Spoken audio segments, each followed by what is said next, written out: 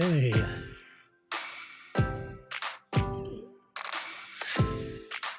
Epidemic sound. It's pretty, I like to listen to that when I'm just hanging around.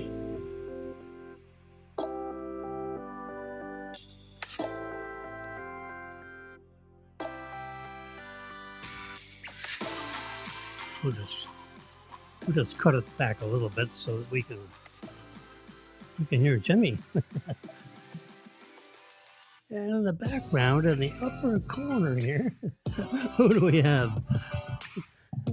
We have our leader, Mr. President. He's giving a speech. It is a replay of a speech that he gave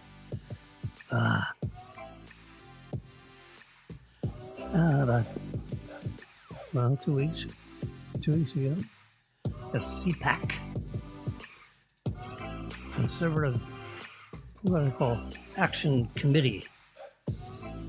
And this, whoops, sorry. He's speaking, he's speaking to about 5,000 people packed in a room. And they're all a bunch of conservatives. So you can imagine what's going on there. And today has been, this week, I have finally assembled all my pieces for my, that was one of the last ones, so that I have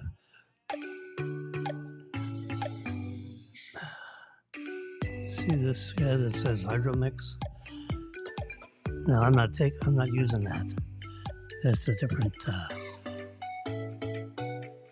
we're using Novolog. And then what this thing has this is a freeze pack that doesn't freeze. And it can handle up to 2 insulin pens. And the cap says 2 degrees centigrade, which is like 35 degrees, something like that. 0 degrees centigrade is freezing. We do not want to freeze insulin. So I'm using a insulin pen, like something like that. Let's see if I can come down here into my history of my pictures. There it is. It's something just like that. There's a gauge. So you dial it to 1, 2, 3 units. Take 2 units before a meal that has, starch in it, and rice, things like that break down into glucose. And then here's a needle.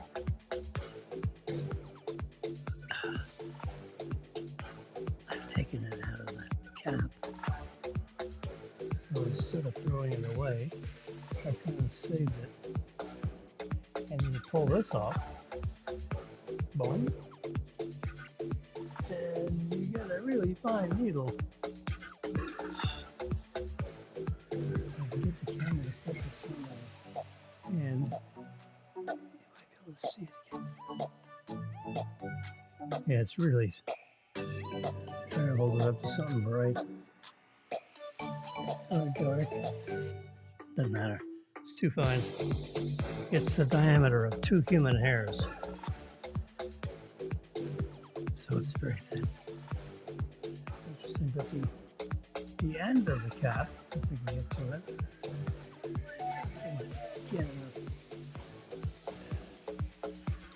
it's autofocus. Oh, there we go.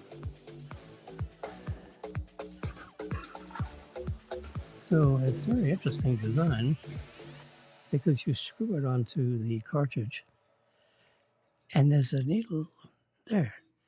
So that punctures, rubber seal into the insulin thing. And then this needle, it's the same needle, comes through and you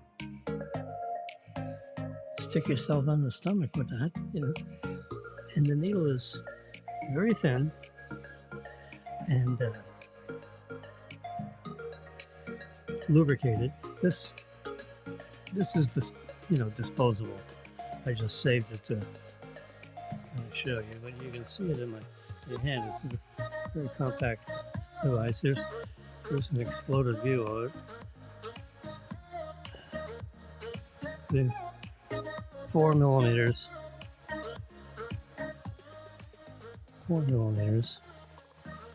32 grams, 32 gauge, sorry, which is 5/32.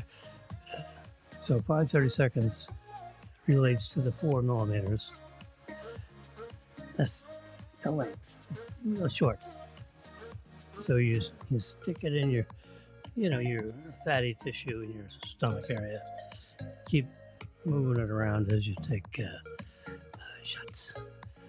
I took my first shot this morning. Needle is very fine. So it has a protective cover. You screw it on and you pull that off. And then it reveals an additional, so you can get the pen all set up.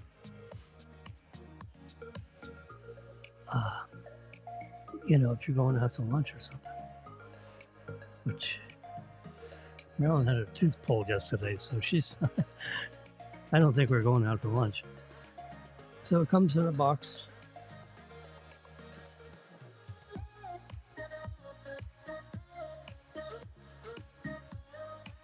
I have the box somewhere. I'll show it to you in another day in line. But there's the Echo. And the Echo, I'm like right on the line of being, what do you call it, on the fence, pre-diabetic. He says, nah, you're diabetic. Going back and forth with the doctor. He says, no, Jimmy, you're diabetic. Pre-diabetic, your A1C is like 6.5. You're 7.0. And that's 0.5 too many. So this is how it's packaged. It's, a 5-pack thing. And there's what the cartridge looks like. There it is. Novolog. In the United States, it's Novolog. Out of the United States, it's Novo Rapid. And Rapid, the same thing, just different names because of the country. And the Novo Rapid and Novolog. So in London, it's Nova Rapid. And the same exact stuff, just a different, same company, same manufacturer, It's a company that is, I think in Denmark. And it's really his logo of the parent company that creates this stuff.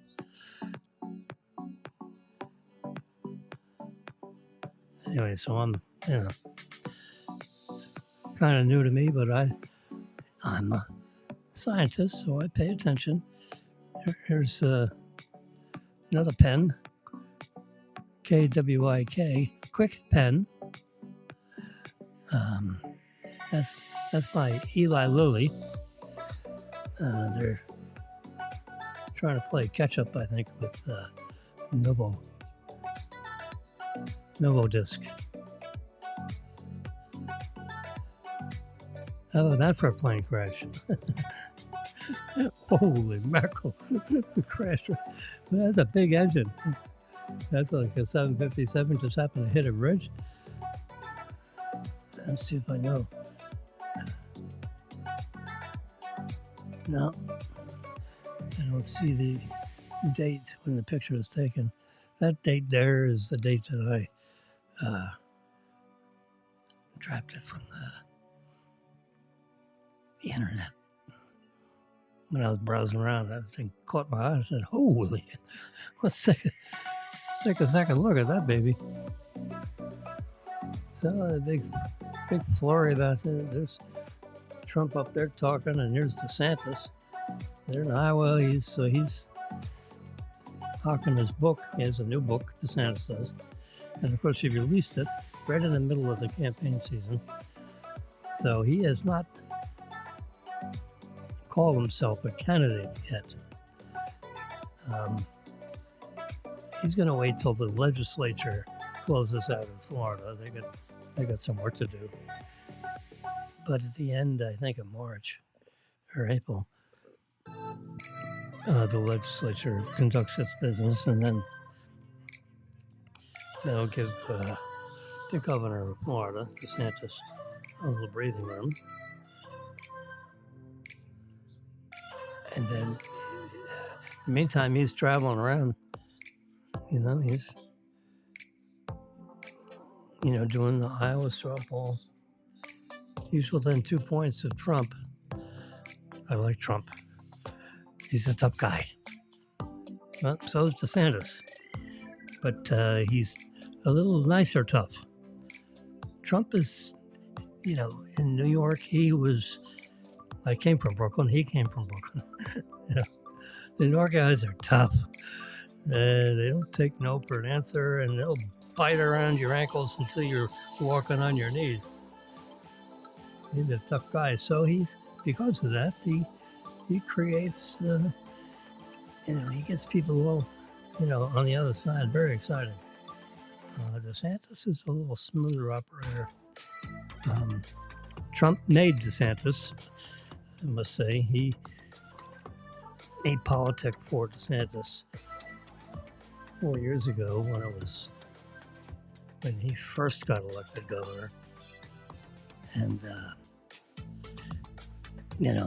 that was, and he won a very purple state. He barely won, but he did win. And it created quite a, but he won by 1%. It was a real thin victory. And, you didn't know whether he won or he didn't win unless you stayed up late. And when they got to Jacksonville County, which is all very purple, almost blue, and see how that would weigh up against Pensacola and so forth, which is, a little more red. So Florida's an interesting state. It's got the entire demographics of the United States all wrapped up in one state. That's the fourth largest in the country with, 29 million people, I think. It's a lot of people. And so he's trying to figure out so anyway, when he ran the second time, which was just this last election, he won big by over 20 points. It's one of the biggest. You almost call it a landslide victory. Completely annihilated his competition. There was a colored lady that just, I thought, touted every Democratic talking point that you can have. Whatever she could do to muster up the votes, and it didn't work. It just didn't work.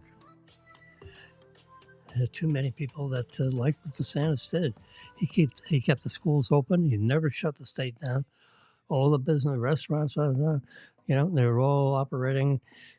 Now, various municipalities may have required a mask. Our mayor had mask requirements if you're out in the public. not walking around the street, but when you go into a restaurant or you go into a store, got to pop that mask on. So that happened. That was about as worse as it got for about 4 or 5 months, and then they decided the masks. There was no big spike in the outbreaks of the virus in Florida with or without the mask. So it's kind of determined that the mask doesn't really do any good. So they stopped. Florida stopped even with the mask. So. But you go into a doctor's office today, and they all got masks on, even though they're useless. I think it's your hands. You touch things, rub your nose, rub your eye. It gets into your this part of your body. It doesn't really enter into, like if you had an open wound or something on your hand.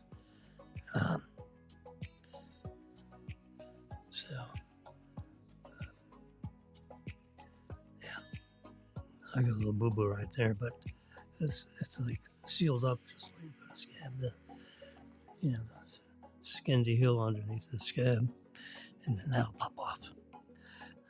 That's not an entryway generally for the virus. It's you touching doorknobs. You'd be surprised. All the stuff the doorknobs to get into the garage.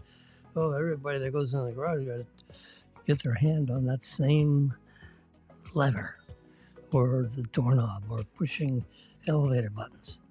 I push elevator buttons with my knuckle because you really don't put your knuckle up around your nose.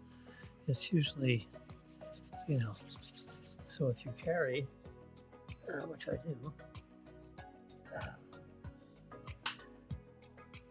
this kind of thing, where you got your little stuff that you wash your hands with. This is 80% alcohol, and you do that, and that kills all those little germs. So you do that before you want to rub your face.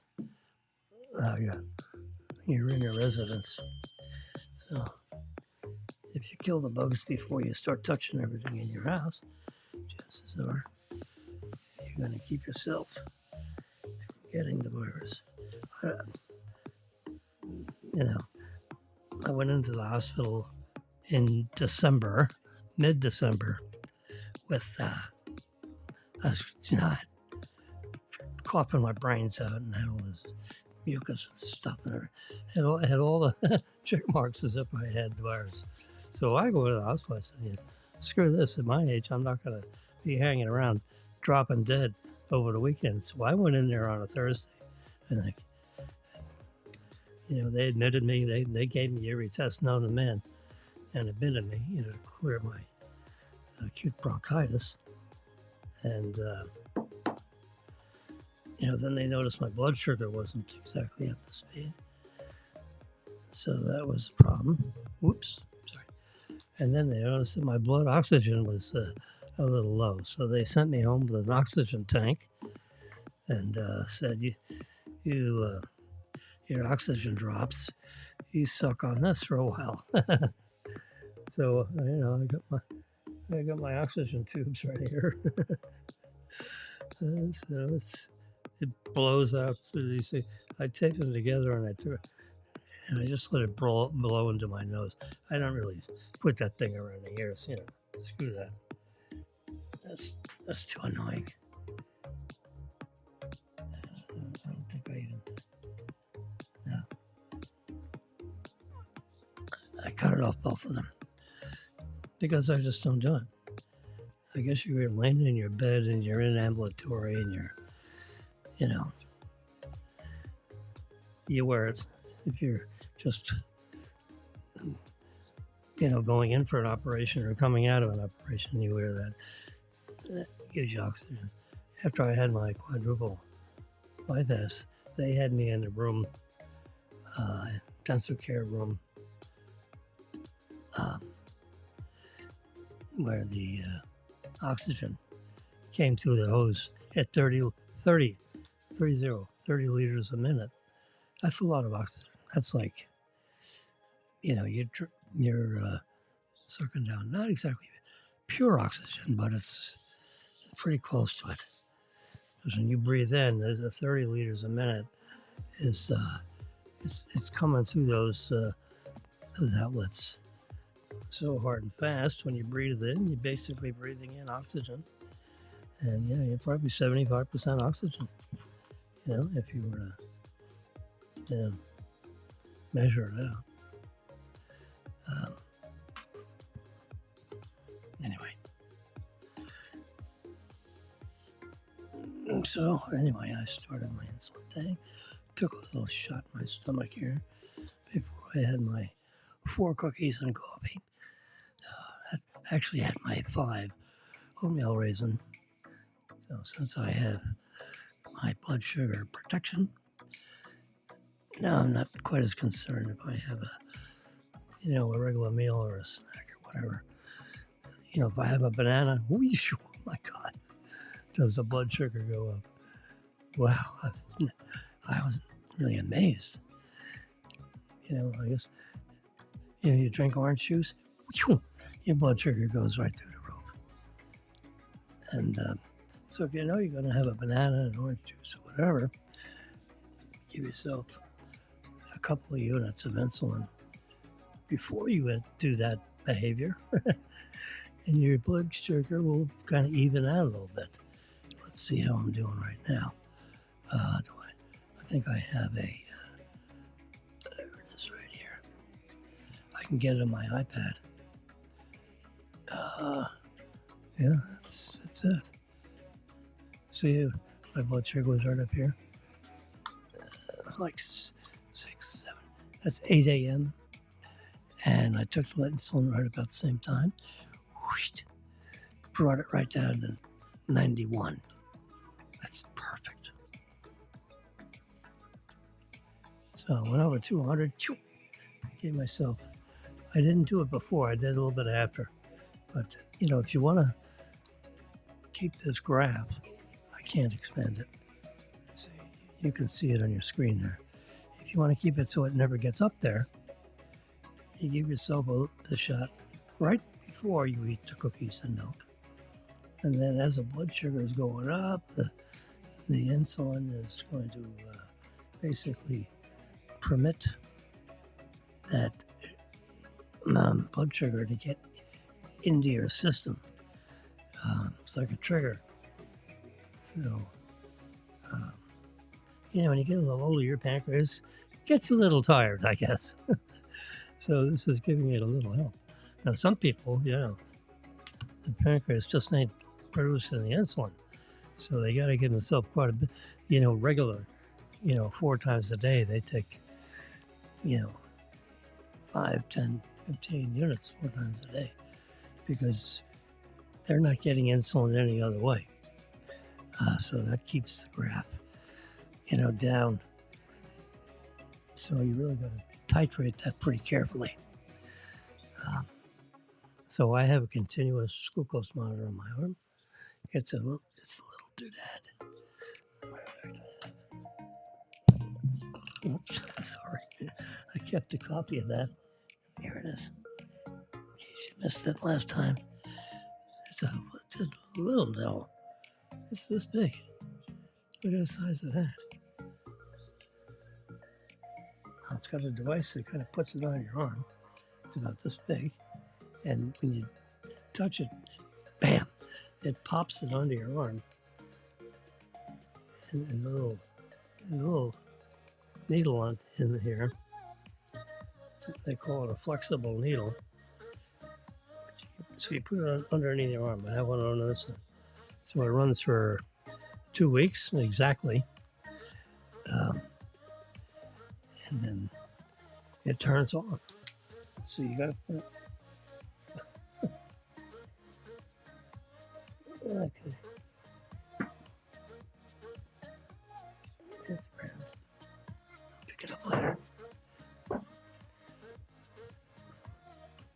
So that's the latest from Abbott Laboratories. There's a competing unit that's much bigger. It's this big. It's as big as a silver dollar. Jam it underneath your arm. And it's much bigger. Produces the same kind of graphics, though. See, Libre Link Up. That's so you can. Your doctor can give log information, and they put Libre Link Up into their phone or their device at work. I have it right here. So you on the app that you use, Freestyle Libre 3. So you put that on there, and then you touch it to the phone.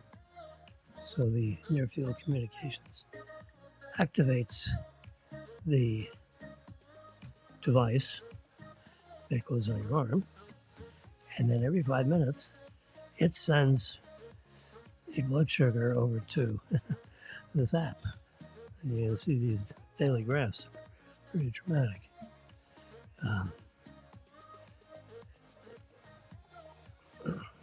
And you see, I don't know if you can see it.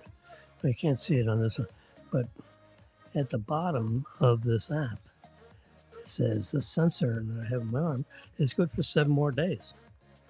So it works for 2 weeks, and then it shuts off. And you got to put another one up there because it's got a limited battery.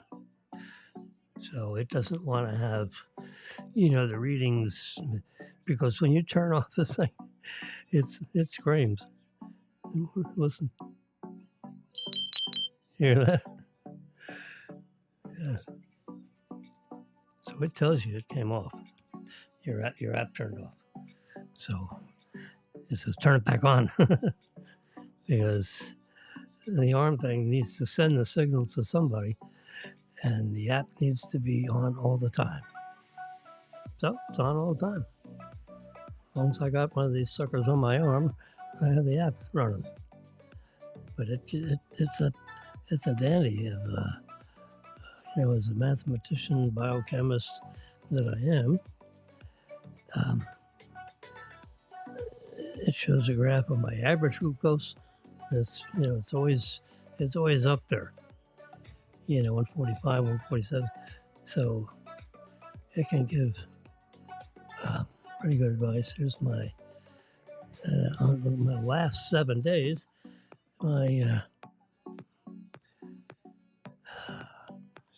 They call it the glucose management indicator, the GMI, but it's the A1C that Abbott Laboratories. They don't want to call it A1C because their formulas are not exactly the same. And Abbott says, I like our formulas better. So look at that, 6.9, the last 30-day running average. Now that's going to come down because I am now, as of this morning, I'm going to be managing my insulin level, with these units. So if I'm going to have a bowl of soup with pasta in it, which I'm going to make up some pasta, I got chicken noodle soup, and I think I'll make some of that right, soon, in a couple of minutes. So I'll keep you posted. Anyway, so I'm going to wrap this up for this Saturday morning. It's getting on to,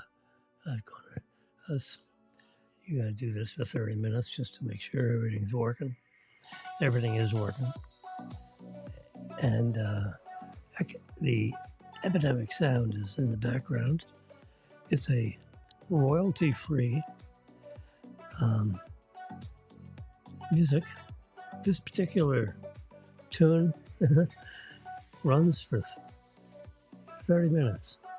I'm sorry. It runs for 3 hours.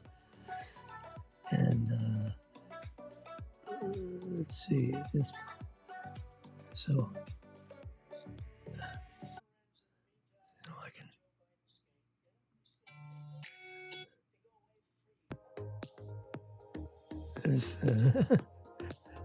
Yeah, I mean, this is like halfway through.